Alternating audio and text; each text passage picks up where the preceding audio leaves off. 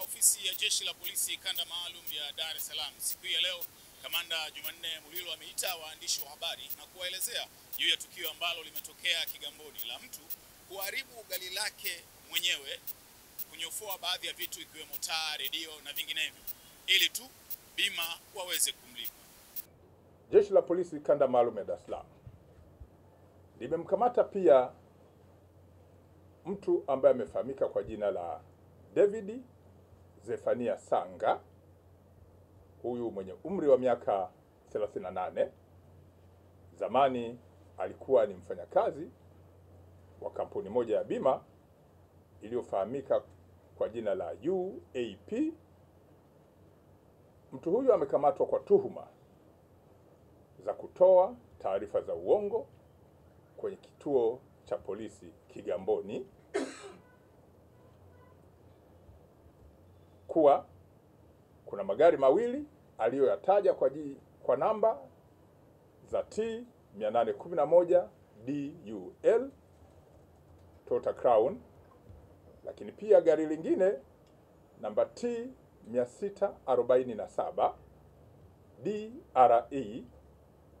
aina ya Mitsubishi Outlander, kuwa magari hayo ambayo yalikuwa nyumbani kwake, wezi waliingia na wakaiba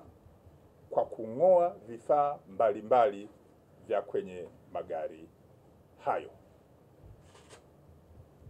Jeshi la polisi lilifanya ufuatiliaji na kugundua kuwa vifaa alivyovitaja vikiwemo bumper za mbele na nyuma, window covers, radio za magari yote mawili, side mirrors, tire zote za mbele na nyuma,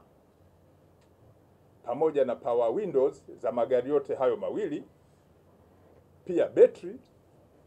alivyodai vimeibiwa na wezi baada ya kuruka ukuta na kuingia kwenye nyumba yake. Vifaa hivyo alikuwa amevificha nyumbani kwake na kuja kutoa taarifa kituo cha polisi, huku akiwa na lengo la kudanganya makampuni ya bima ili aweze kujipatia pesa kwenye makampuni hayo